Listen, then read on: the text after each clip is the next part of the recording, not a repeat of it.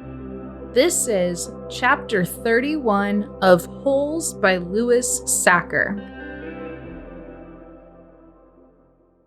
Stanley angrily dug his shovel into the dirt.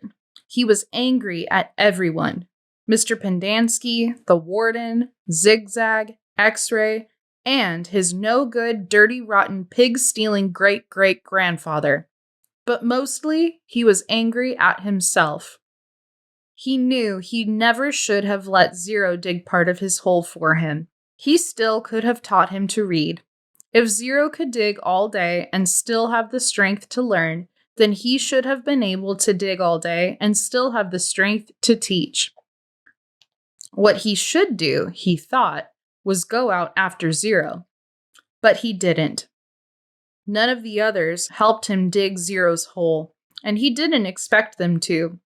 Zero had been helping him dig his hole. Now he had to dig Zero's. He remained out on the lake, digging during the hottest part of the day, long after everyone else had gone in. He kept an eye out for Zero, but Zero didn't come back. It would have been easy to go out after Zero. There was nobody to stop him. He kept thinking that's what he should do. Maybe they could climb to the top of Big Thumb, if it wasn't too far away, and if it was really the same place where his great-grandfather found refuge, and if, after 100 years or so, water was still there. It didn't seem likely, not when an entire lake had gone dry. And even if they did find refuge on Big Thumb, he thought, they'd still have to come back here, eventually. Then they'd both have to face the Warden and her rattlesnake fingers.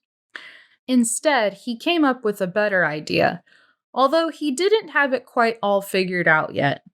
He thought that maybe he could make a deal with the Warden. He'd tell her where he really found the gold tube if she wouldn't scratch Zero. He wasn't sure how he'd make this deal without getting himself in deeper trouble. She might just say, "Tell me where you found it, or I'll scratch you too." Plus, it would mean X-Ray would get in trouble too. She'd probably scratch him up as well. X-Ray would be out to get him for the next 16 months. He dug his shovel into the dirt. By the next morning, Zero still hadn't returned. Stanley saw one of the counselors sitting guard by the water spigot outside the shower wall.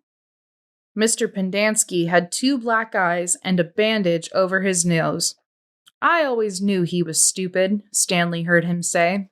Stanley was required to dig only one hole the next day. As he dug, he kept a constant watch out for Zero, but never saw him. Once again, he considered going out on the lake to look for him, but he began to realize that it was already too late. His only hope was that Zero had found God's thumb on his own. It wasn't impossible. His great-grandfather had found it. For some reason, his great-grandfather had felt the urge to climb to the top of that mountain. Maybe Zero would feel the same urge. If it was the same mountain, if water was still there. He tried to convince himself it wasn't impossible. There had been a storm just a few days ago. Maybe Big Thumb was actually some kind of natural water tower that caught and stored the rain. It wasn't impossible. He returned to his tent to find the Warden, Mr. Sir, and Mr. Pendanski all waiting for him. "Have you seen Zero?" the Warden asked him. "No." "No sign of him at all?" "No." "Do you have any idea where he went?" "No." "You know you're not doing him any favors if you're lying," said Mr. Sir. "He can't survive out there for more than a day or 2. "I don't know where he is." All 3 stared at Stanley as if they were trying to figure out if he was telling the truth. Mr. Pendanski's face was so swollen he could barely open his eyes. They were just slits. "You sure he has no family?" the Warden asked Mr. Pendanski. "He's a ward of the state," Mr. Pendanski told her. "He was living on the streets when he was arrested." "Is there anyone who might ask questions? Some social worker who took an interest in him?" He had nobody, said Mr. Pendanski. He was nobody. The warden thought a moment. Okay, I want you to destroy all of his records. Mr. Pendanski nodded. He was never here, said the warden. Mr. Sir nodded. Can you get into the state files from our computer? She asked Mr. Pendanski. I don't want anyone in the AG's office to know he was here.